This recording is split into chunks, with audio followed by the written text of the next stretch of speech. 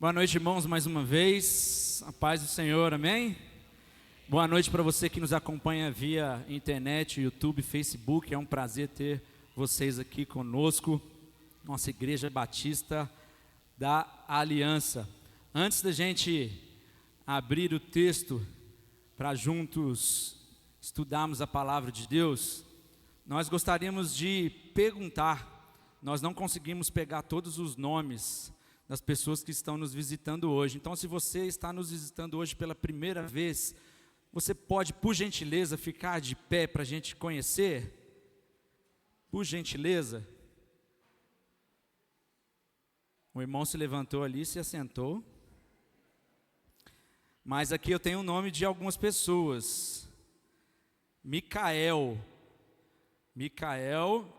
boa noite. Eu acho que você está com a sua namorada, é isso mesmo? Prazer receber vocês aqui essa noite, sejam bem-vindos. Você que está do lado aí do Micael, dê um abraço nele, aquele abraço aliança, para se sentir abraçado por Deus nesse momento. Falando em abraço, nosso pastor nos deixa um abraço. Ele está lá em Recife, é isso mesmo, né? Ele está lá em Recife, na igreja de origem, a qual ele cresceu, a qual ele teve o chamado pastoral, a qual ele foi enviado para o seminário, e ele recebeu o convite para ministrar uma série de mensagens de aniversário da igreja. Uma honra, né, poder voltar a casa e poder pregar ali na presença dos irmãos tão conhecidos dele desde pequeno, e também o seu pastor que ele tanto ama. Nós essa noite vamos continuar meditando na palavra, e eu peço para você, abra sua Bíblia no livro de Marcos. Marcos capítulo 4.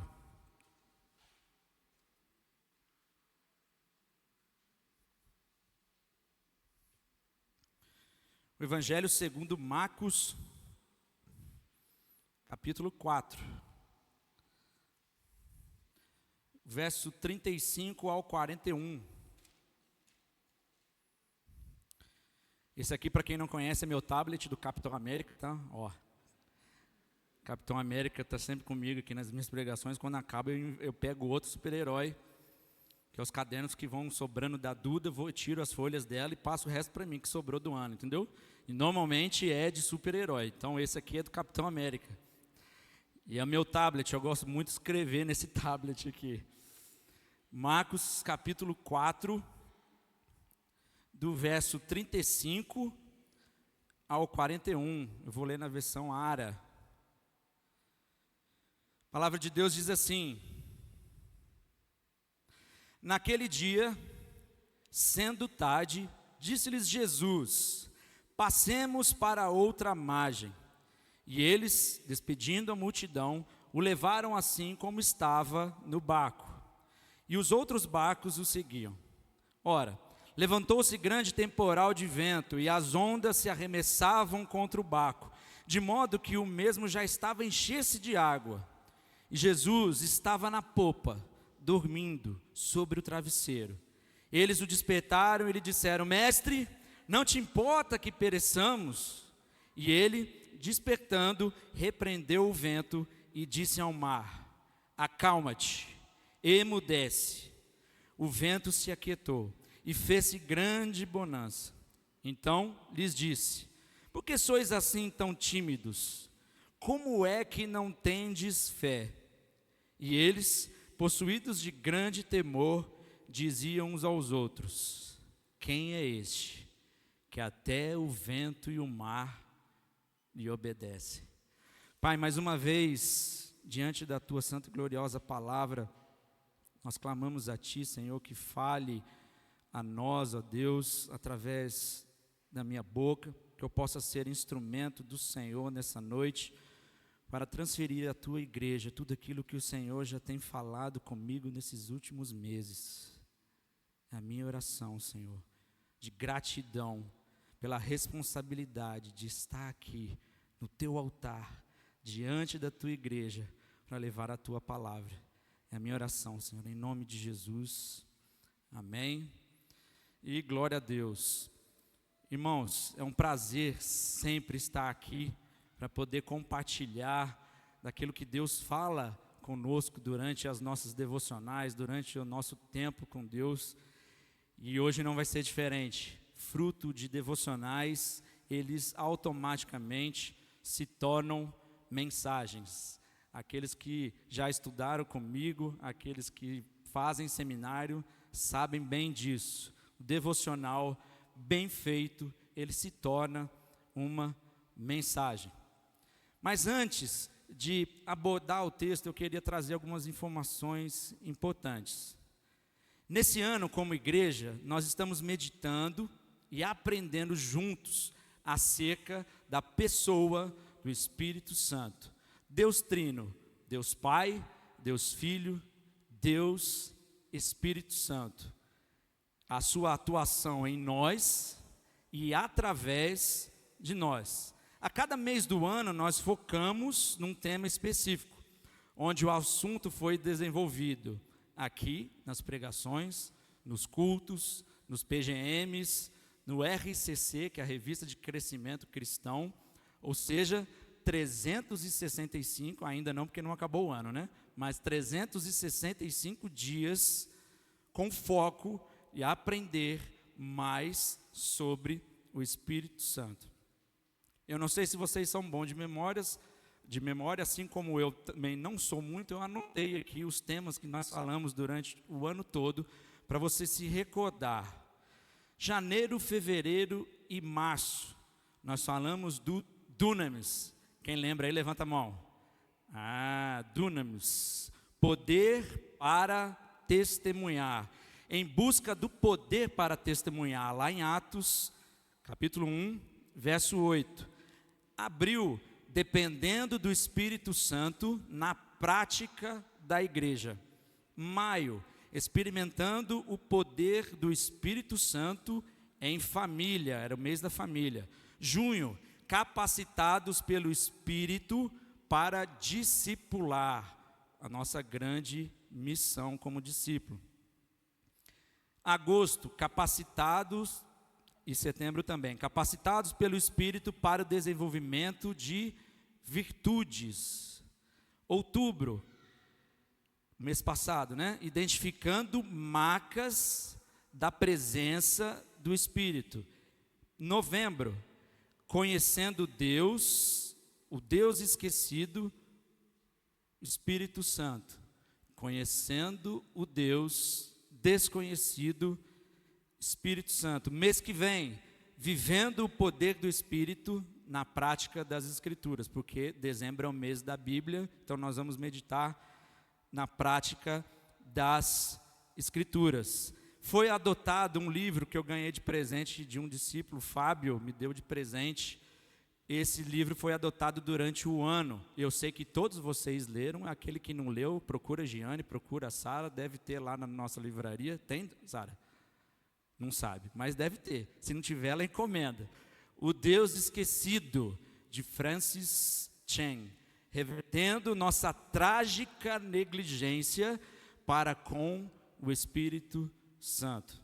E eu tive o privilégio de pregar um tempo atrás falando sobre essa negligência. Nós, como igrejas tradicionais, bíblicas, históricas, temos a tendência em esquecer ou não dar ênfase ao Espírito Santo por algumas reservas que aconteceram durante os séculos, alguns exageros que se esqueceram da palavra e se deram força demasiada ao Espírito. Mas eu me lembro bem que diz: nada como um equilíbrio, a busca das Escrituras e do poder de Deus. Amém? Mas hoje à noite eu quero trazer uma proposta um pouquinho diferente. Gostaria de trazer uma reflexão acerca do nosso conhecimento prático de quem é Jesus. O Espírito Santo, o trabalho principal do Espírito Santo é trabalhar em nosso coração para apontar Jesus Cristo, porque é só em Cristo que nós temos a salvação, sim ou não? Esse é o trabalho do Espírito Santo. Quando nós conhecemos Jesus Cristo, nosso momento de conversão, Ele se torna nosso Senhor e Salvador. Conhecemos Ele a partir de um ato, é a nossa salvação, a nossa justificação, está em Cristo. Mas será que de fato nós conhecemos Jesus Cristo?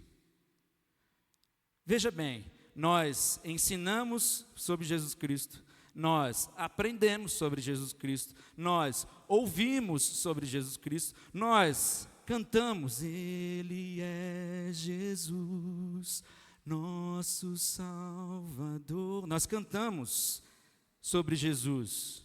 Isso é maravilhoso, faz parte da nossa vida cristã. Mas, de fato, nós conhecemos Jesus a ponto de chorar, como aquela mulher chorou aos pés de Jesus e derramando lágrimas e lágrimas, secou os seus pés com o cabelo? Será que nós conhecemos Jesus nesse nível de intensidade? É isso que eu gostaria de refletir com os irmãos. Porque para se conhecer alguém é necessário tempo, muito tempo, investir tempo. Quantos anos eu já conheço a Lúcia? Tano Lúcio. Quantos anos? Desde os primeiros passos da igreja. Nós temos muita intimidade, sabemos muito um do outro. Mas, algumas pessoas aqui, eu não converso muito bem. Não porque eu não queira, mas porque a vida cristã acaba fazendo isso com a gente. A gente não consegue ter contato com todas as pessoas como nós gostaríamos de ter. Então, eu conheço só superficialmente o nome, onde trabalha, que está aqui de vez em quando, mas eu não conheço na intimidade. Eu não sei o que ela passa, as suas dores, as suas angústias, os seus momentos de alegria, os seus sonhos. E isso demanda tempo para você conhecer uma pessoa. E aí fica uma pergunta para mim e para você. Quanto tempo você tem investido para conhecer Jesus? O seu dia tem 24 horas. Deus lhe dá 24 horas por dia. E Ele deseja se fazer conhecido, talvez em 30 minutos, de um devocional bem feito, de um momento de rendição. Eu me rendo, Senhor, aos teus pés. Não basta só cantar, nós precisamos fazer. Quanto tempo do nosso dia nós investimos na leitura da palavra? Quanto tempo do nosso dia nós oramos ao Senhor? Será que não podes vigiar nem ao menos 1 hora? Cristo disse aos seus discípulos, quando estava sofrendo no Getsêmani. Ele voltava dormindo, ele ia, voltava dormindo. Quanto tempo nós temos investido em conhecer Jesus Cristo? Deus, Ele sempre quis se fazer conhecido. E mais, Ele deseja se relacionar intimamente contigo, Marcelo. Contigo, Francisco. Contigo, Sabrina. Ele deseja isso, se relacionar intimamente. Era assim com Adão e Eva, no jardim todos os dias. Ele passeava para lá e para cá e conversava com Adão e Eva intimamente. Esse foi o principal motivo de toda a criação, Ana Clara.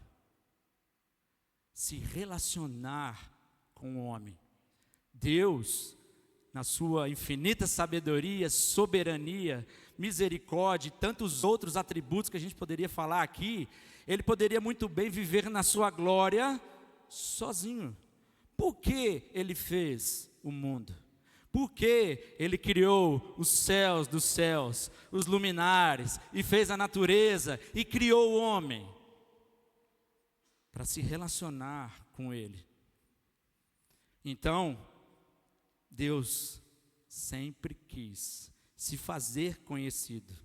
Em sua infinita sabedoria, soberania, misericórdia, criou algumas formas de se fazer conhecido. E isso é o que eu quero que você preste atenção, antes da gente entrar no texto ainda. Ele criou algumas formas de se fazer conhecido. O pessoal da mídia me ajuda aí, por gentileza. Romanos 1, verso 20. Deus, ele se revelou de algumas formas para a humanidade. E nós chamamos a primeira de revelação natural.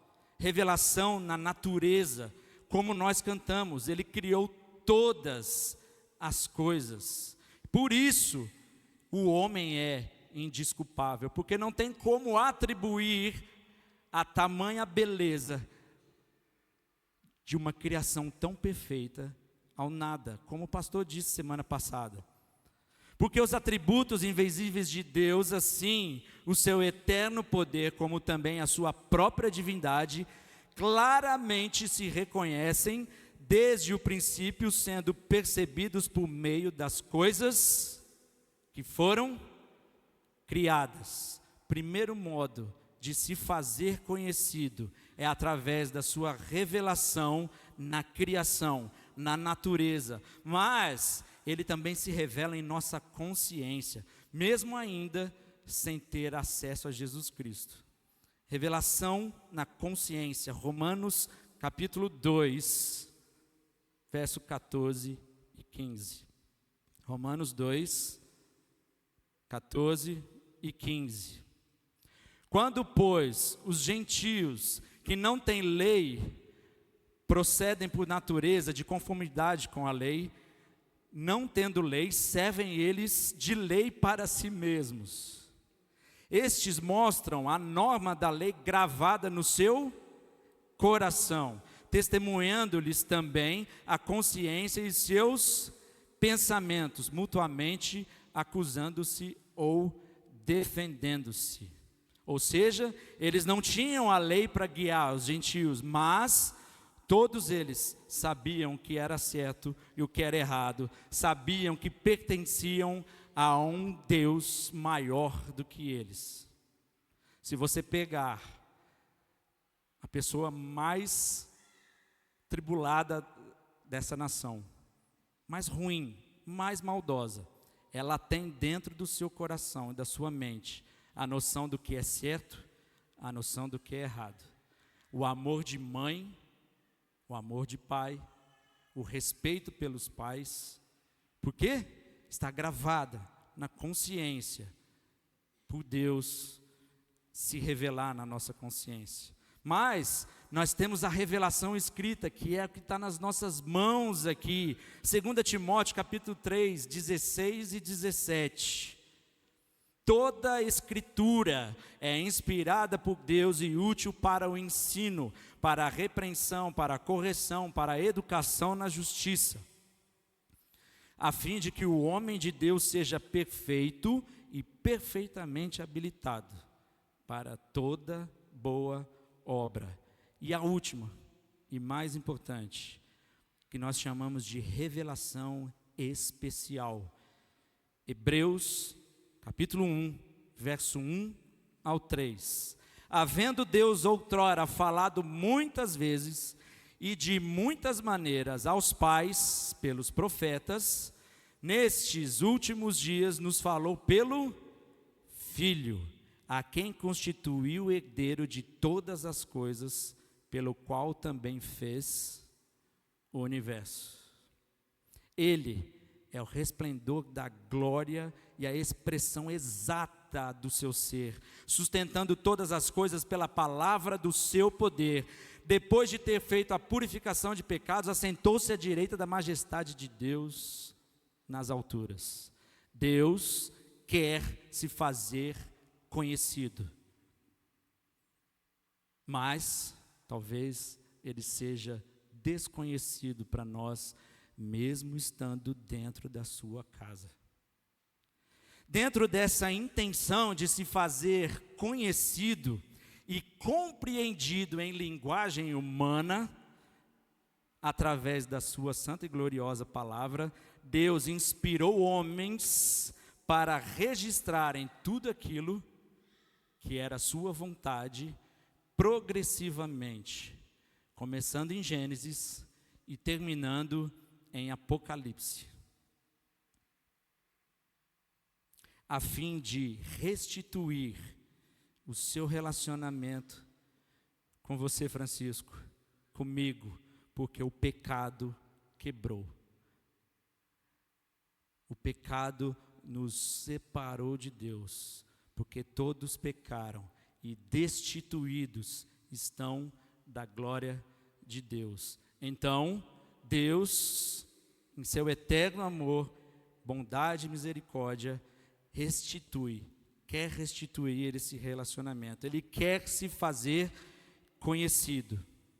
E utilizando a palavra de Deus, inspirada por Ele usou dentre esses homens, João Marcos. O Evangelho segundo Marcos foi escolhido para registrar os fatos sobre a vida e o ministério de Jesus aos gentios. Marcos, juntamente com Mateus e Lucas, são conhecidos como os evangelhos sinóticos, de uma mesma visão, de um mesmo fato, com percepções diferentes. Por isso, sinóticos. Nós estivemos lá ontem na formatura do Pedro, no desfile ali dos cadetes, e foi uma intensa guerra para ver quem poderia pegar a melhor visão. Não foi isso, Francisco? Ficou todo mundo assim, tentando ver algo acontecendo, mas sempre alguém na frente.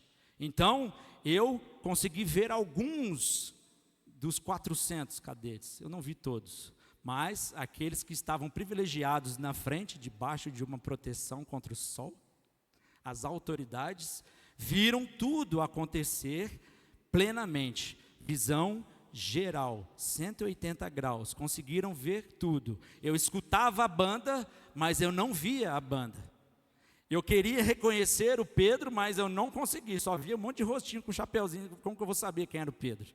Mas eu sabia que ele estava lá. As famílias foram lá abaixo, perto, entregaram a espada, abraçaram, tiveram contato. Ou seja, sinótico. Cada um teve uma visão, um detalhe de um mesmo acontecimento. Os evangelhos serve o Pentateuco de base para o Antigo Testamento. Os evangelhos servem de base para o Novo Testamento. E por que eu estou dizendo tudo isso? Porque vocês precisam saber, quando lerem a palavra de Deus, aonde vocês estão mergulhando, aonde vocês estão entrando, querendo despertar em vocês a mesma alegria que eu tenho de estudar as Escrituras.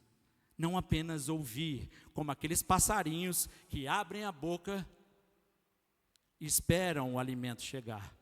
Nós temos capacidade cognitiva, emocional e espiritual para acessar as Escrituras mais profundamente.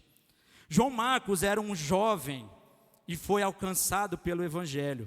Ele fazia parte do ciclo de amizade entre os apóstolos, mas ele não era um dos apóstolos. Ele ouviu de Pedro todas essas declarações, tete a tete, porque Pedro fazia o discipulado, 1 a 1, com João Marcos. Ele foi companheiro de Paulo e do seu primo Barnabé, na primeira viagem que Paulo fez missionária. Sua mãe, chamada Maria, um nome muito comum na época, recebia a igreja, recebia os apóstolos na sua casa, todas as vezes que eles se reuniam. O Evangelho segundo Marcos foi escrito com o objetivo de ser enviado aos gentios romanos. Veja, Mateus, ele foi escrito com o objetivo de alcançar os judeus. Por isso a genealogia no início do texto. Marcos, ele foi escrito com o objetivo de alcançar os gentios romanos que estavam vivendo todo aquele alvoroço, querendo saber quem era Jesus, querendo conhecer Jesus. Marcos teve o cuidado de registrar, traduzir termos em aramaico, os costumes judeus e até a topografia de Jerusalém em termos latinos para os romanos, para que pudessem compreender e conhecer de fato quem era Jesus Cristo. Para eles era tudo muito confuso, porque não era da religião deles. Quem é Jesus Cristo de fato? Então, João Marcos teve esse cuidado. E talvez através dele tenha sido inspirada a Septuaginta, no 3º século, onde foi traduzida toda a Bíblia para o grego koiné, que era o grego que funcionava ali na época, era o inglês da época. Um século depois, surgiu a Vulgata Latina, termos latinos para alcançar outro povo. Ele enfatizou como Jesus os incluía no plano de salvação contra o etnocentrismo judaico. Ou seja, os judeus achavam que eram os caras, Marcelo, só nós vamos ser salvos, meu irmão. Você, infelizmente, sinto muito para tu, como fala o carioca, né? Sinto muito para tu, eu sou povo escolhido, mas Jesus nunca excluiu os gentios. E Marcos, então, evidencia que eles fazem parte desse plano de salvação. E glória a Deus por isso, porque nós estamos incluídos nesse processo. Nós somos parte desse povo, os não judeus. Enfatizou a deidade de Jesus, ou seja, a sua dupla natureza, 100% homem, 100% Deus. Jesus, 100% homem, 100% Deus, demonstrando dessa forma a superioridade de Cristo mediante aos deuses gregos e romanos. Por quê? Ele expulsou demônios, ele baniu doenças, ele saciou a fome, ele silenciou os críticos religiosos e, principalmente, subjugou as forças incontroláveis da natureza. Quem é este? Que até o vento e o mar lhe obedecem. A intenção de Marcos escrever isso sobre o milagre detalhado de Jesus Cristo, sobre o domínio do vento e da tempestade, estava batendo de contra um deus grego e um deus romano. Poseidon, o deus dos mares, da tempestade, dos gregos. Netuno, o deus dos mares e da tempestade, dos romanos. Dizendo, Jesus é superior aos deuses que vocês creem. Jesus é superior. E baseado nesse milagre e poder de acalmar a tempestade, é que juntos nós vamos meditar na palavra de Deus. Você que gosta de anotar, o tema dessa mensagem é enfrentando tempestades. Enfrentando tempestades. Nesse texto que nós acabamos de ler, nós podemos tirar 2 grandes lições. E eu já começo com a primeira. A expectativa de milagres. Do verso 35 e verso 36. Vamos ler novamente? A expectativa de milagres. Verso 35 e 36. Naquele dia, sendo tarde, disse-lhes Jesus: passemos para a outra margem. E eles, despedindo a multidão, o levaram assim como estava no barco, e os outros barcos o seguiam. Eu queria que você fizesse um exercício junto comigo, que é o que eu faço para tentar memorizar as histórias bíblicas. Finge que você, Meire, não está agora na Igreja Batista da Aliança, mas você se transporte para esse mar, junto com Jesus Cristo. Você vendo Jesus Cristo falando, despedindo da multidão e entrando no barco. Façam esse exercício. Não precisam prestar atenção no meu rosto, mas na minha voz. E façam esse exercício. Naquele dia, sendo já tarde, disse-lhes Jesus: passemos para outra margem. E eles, despedindo da multidão, o levaram assim como estava no barco. E outros barcos o seguiram. A multidão seguia a Cristo na expectativa de ver milagres. Após uma intensa jornada do Sermão do Monte e de várias operações de milagres que Jesus fez, uma multidão seguia Cristo e seus discípulos por onde eles passassem. Mas tanto a multidão quanto os discípulos estavam na expectativa de ver um milagre. Talvez os discípulos até aqui ainda não conseguiram entender quem era Jesus de fato. Aqueles que podem assistir The Chosen, vocês conseguem ver, eles tentaram transferir esse sentimento, essas expectativas nos discípulos, Jesus fazendo os milagres e Pedro principalmente se achando cara porque estava andando do lado de Jesus, o mestre, aquele que ia dominar o Império Romano. Talvez esse seja, a Bíblia não diz isso, mas talvez seja esse sentimento que passava na cabeça de Pedro e dos discípulos. Talvez eles não teriam ainda tido um encontro real com Jesus Cristo, Deus, somente Jesus Cristo, homem. E ali eles estavam na expectativa de ver outros milagres. Por quê? No verso 35 diz o seguinte: passemos para outra margem. Passemos para outra margem. Alguns da multidão seguiram no barco. Quando você olha em Mateus e Lucas, esse detalhe não está lá. Sinótico. Marcos detalhou esse ponto. Eles estavam seguindo Jesus Cristo, a multidão estava seguindo a Jesus Cristo no mar, junto com os discípulos, em outros barcos. O objetivo de chegar do outro lado da margem era libertar um endemoniado gadareno, chegar até Gadara, uma das 10 cidades da Decápolis, chegar em Gadara, operar um milagre libertando um endemoniado. E isso aconteceu, a gente pode ver lá em Mateus 8, 28 ao 34. Você pode colocar por gentileza para mim? Mateus 8, 28 ao 34.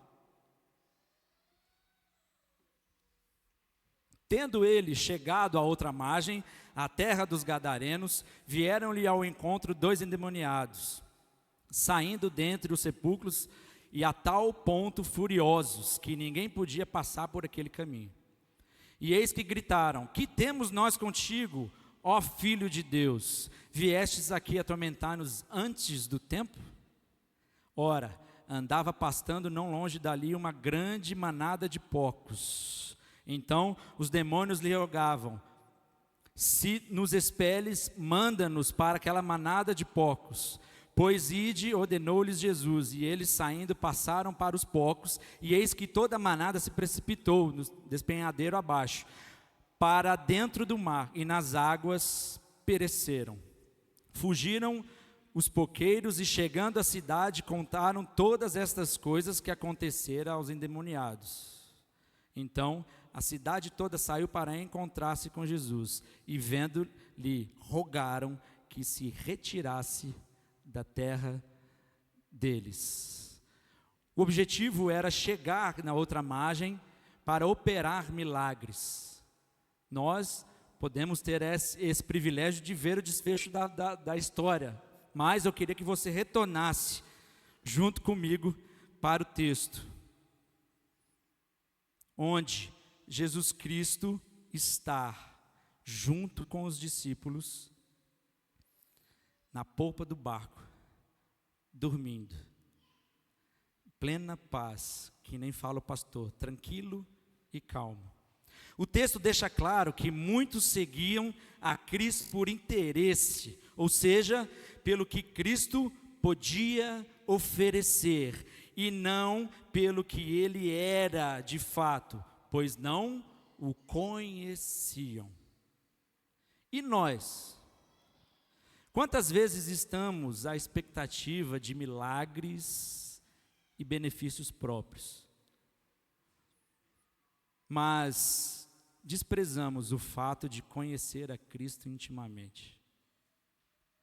Muitos de nós, na igreja brasileira cristã, estão atrás de Jesus Cristo, pelos benefícios, pelos milagres, mas desprezam carregar a cruz. Negue-se a si mesmo, tome a sua cruz e siga-me. Será que nós somos como essa multidão que estamos desprezando a intimidade com Jesus? Será que nós somos como essa multidão que despreza a responsabilidade de carregar a cruz e se beneficiar do Evangelho? 2. A operação de um milagre. A operação de um milagre. Verso 37 ao 41. Vamos ler novamente? Ora, levantou-se grande temporal de vento, e as ondas se arremessavam contra o barco, de modo que o mesmo já estava a encher-se de água. E Jesus estava na popa, dormindo, sobre o travesseiro. E eles o despertaram e lhe disseram: Mestre, não te importa que pereçamos? E ele, despertando, repreendeu o vento e disse ao mar: Acalma-te, emudece. O vento se aquietou e fez-se grande bonança. Então lhes disse: Por que sois assim tímidos? Como é que não tendes fé? E eles, possuídos de grande temor, diziam uns aos outros: Quem é este, que até o vento e o mar lhe obedecem? Eu convidei você a entrar na história. Nós estamos dentro do barco agora junto com os discípulos, somente como espectadores.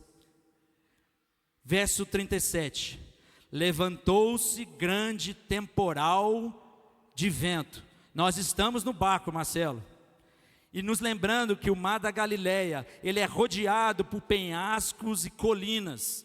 21 quilômetros de extensão, 8 quilômetros de largura, 220 metros abaixo do nível do mar. Condição perfeita para uma tempestade. E não foi diferente. Eles enfrentaram uma tempestade. Levantou-se um grande temporal de vento. Nessa fase, os discípulos, acostumados com o ofício, tá de boa, Gisele, eu sou pescador experiente, eu vou usar as minhas habilidades. E talvez eu e você, quando começamos a enfrentar certa tempestade, nós queremos usar a nossa inteligência, as nossas capacidades e as nossas habilidades, tentando controlar a situação. Mas é apenas o vento. O negócio vai piorar. Estamos dentro do barco. Assim como nós, em tempos difíceis, tentamos utilizar nossas capacidades cognitivas, emocionais, para manter o controle. Os discípulos fizeram isso. Mas piorou a situação. As ondas arremessavam contra o barco. Nessa fase, o texto não diz explicitamente, mas, com certeza, os discípulos começaram a quê? Murmurar, reclamar. Meu Deus, essa tempestade está demais. Cessa essa tempestade, está difícil para mim, eu não estou aguentando. Quem me deu na cabeça de entrar nesse barco agora, tarde da noite? Por que nós não esperamos amanhecer? E murmurando, e murmurando, e murmurando. Porém, nessa fase, de tanto lutar, as forças se esvaem. A mente não mais funciona. As emoções não mais se controlam. E o corpo não mais obedece. Não há inteligência, não há força, não há habilidade, não há capacidade humana de se enfrentar uma tempestade sozinhos.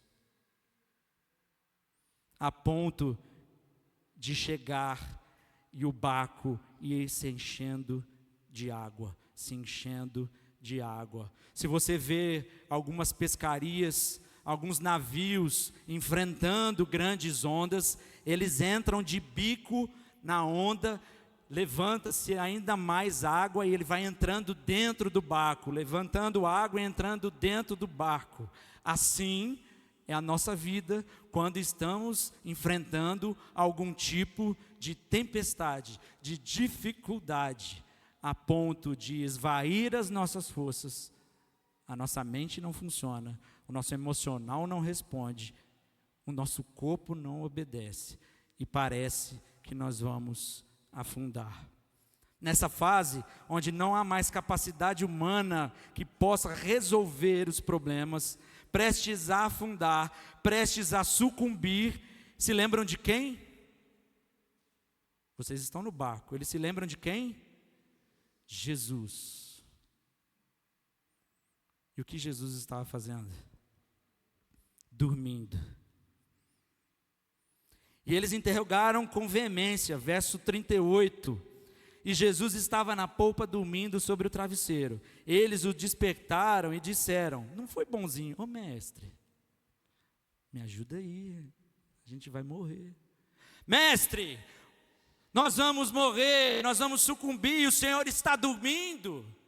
É isso que eles disseram, interrogando com veemência a Cristo. Não te importas que pereçamos? Então Jesus levanta, tranquilo e calmo. Acalma-te, emudece. Essa também não é a nossa postura quando passamos por grandes tempestades e grandes lutas, de nos reclamar, de murmurar, de nos desesperar. E quando não temos mais forças, nos lembramos: Jesus, Ele está na polpa do barco. Ele está na polpa do barco. Mas vocês já se perguntaram por que Jesus estava dormindo? Lembra que o objetivo de João Marcos era mostrar, um dos objetivos era mostrar a deidade, a dupla natureza de Cristo? Cristo, como homem, estava dormindo. Cristo, como Deus, acalmou a tempestade. Como é profunda a palavra de Deus. 100% homem, já era tarde. Ele já tinha falado, curado, feito muitas coisas, entrou no barco cansado, dormiu. Mas assim que despertado, como Deus, acalma a tempestade. A sua humanidade é evidenciada e a sua divindade também é evidenciada. Mas Jesus Cristo, como um bom pernambucano, não é possível. Como não tendes fé? Talvez Jesus Cristo estava dizendo: vocês estão caminhando comigo há tanto tempo, me vendo operar milagres, salvar pessoas, coxos andando, paralíticos andando, mortos sendo ressuscitados, e não tendes fé numa simples tempestade? Para Deus é uma simples tempestade, mas o que é para nós mortais humanos? Cristo coloca em xeque a nossa fé como discípulo de Cristo. Com qual finalidade? Operar milagres. Cristo coloca a nossa fé em xeque para operar milagres e automaticamente forjar a nossa fé. A nossa fé é forjada em meio a tempestades. As tempestades, elas vêm e vão, Porque nós somos cristãos, nós não estamos livres das tempestades. No mundo tereis aflições, mas tende bom ânimo. Eu venci o mundo. E lá no finalzinho de Mateus 28, e eis que estou convosco todos os dias, até a consumação dos séculos. Jesus está no barco, Marcelo. Eu não sei qual é a tempestade que você tem vivido. Nós passamos por tempestades, por dificuldades, mas é na tempestade que a nossa fé é forjada. Nossa fé é forjada quando somos levados ao limite das nossas capacidades, onde a nossa mente não funciona mais, onde o nosso emocional não funciona mais, onde o nosso corpo não tem mais força.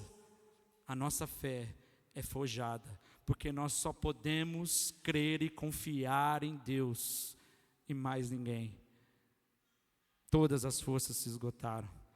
Nossa fé é forjada quando somos condicionados a depender e a confiar exclusivamente na operação de milagres.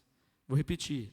Nossa fé é forjada quando somos condicionados a depender e a confiar plenamente, exclusivamente na operação de milagres.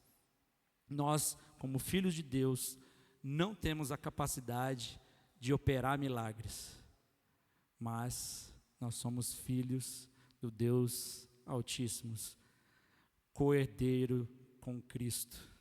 Ele pode operar milagres. Mas a pergunta que ecoa é: você conhece Jesus Cristo? Como Jesus Cristo se revela? Como Jesus Cristo se revela? E agora, eu vou trazer um testemunho pessoal. Enfrentando tempestades. Primeira fase, grande temporal de vento. Tentei por minhas próprias habilidades e capacidades controlar a situação. Segunda fase, as ondas se arremessavam contra o barco. E como os discípulos, passei a murmurar, a reclamar, mas continuar a lutar com as minhas próprias capacidades. Em abril desse ano, o meu corpo não aguentou mais. Eu desmaiei 2 dias depois do casamento do meu filho. Ainda não sei a explicação. Mas sei que eu estava gastando todas as minhas capacidades cognitivas, emocionais e a minha força física, todas as minhas capacidades, mas não foi o suficiente. Meu corpo apagou.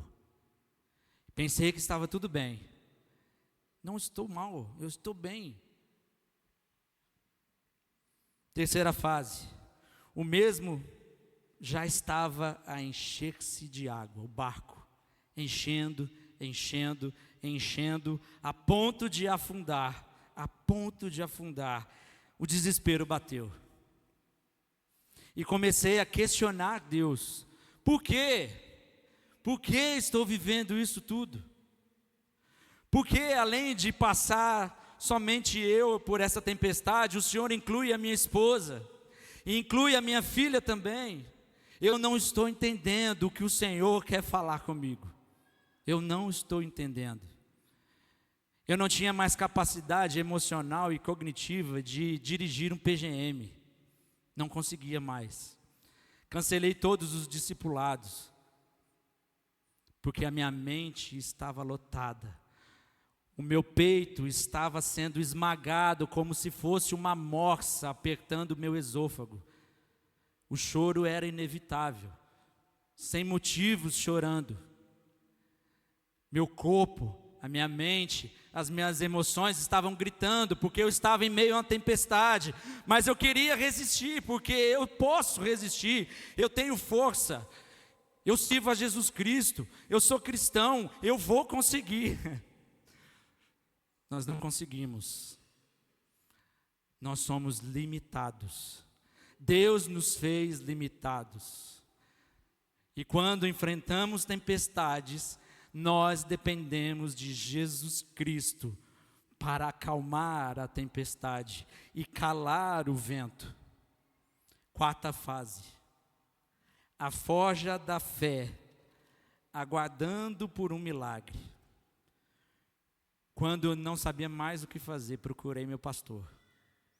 Já tomei logo um de cara dizendo, por que você demorou tanto para me procurar? Um modo pernambucano, como vocês conhecem.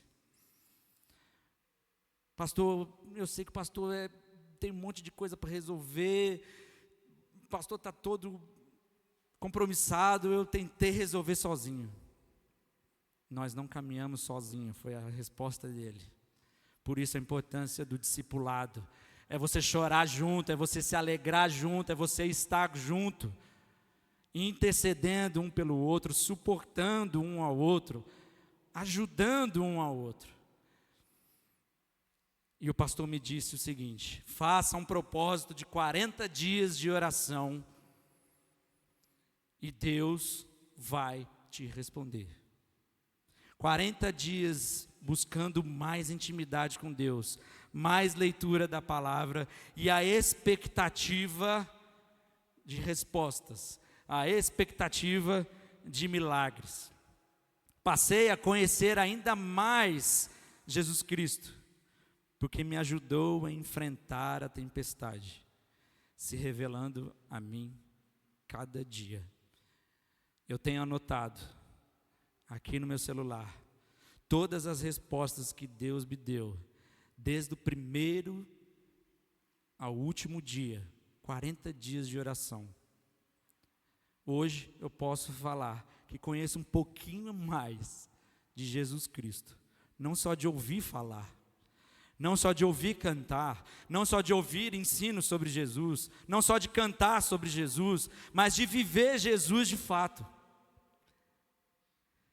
Este propósito de oração foi justamente para decidir onde eu deveria investir as minhas capacidades cognitivas, as minhas habilidades, as minhas emoções.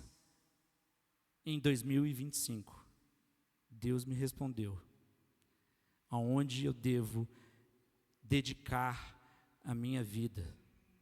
Deus me respondeu. E futuramente vocês vão saber a resposta, não vai ser hoje. O que eu quero dizer é, nós não conseguimos enfrentar tempestades sozinhos. Eu vou chamar o Ministério de Louvor aqui. E você? Está enfrentando algum tipo de tempestade? Você está tentando lutar contra o vento, você está tentando lutar contra as ondas, elas estão enchendo o seu barco, está prestes a afundar. Você não vai conseguir sair dessa tempestade sozinho. Assim como os discípulos se lembraram de Jesus, porque estava dormindo na proa do barco. Mestre, não te importa que pereçamos? Faça essa oração nesse momento. Eu não sei o que você está passando, talvez você não esteja passando por tempestade nenhuma, mas com certeza tem alguém aqui que está passando por aflições, por tempestade, e Jesus está pronto para acalmar a tempestade, está pronto para cessar os ventos e se fazer conhecido como nós devemos conhecer. O vento está balançando o seu barco fortemente? As águas estão deixando o seu barco à beira de um naufrágio? Você não está só. Cristo está no barco. Por isso eu peço que você feche os seus olhos nesse momento. E você que está passando por tempestade, assim como eu passei, basta somente clamar por socorro. e Ele vai te ajudar a enfrentar essa tempestade.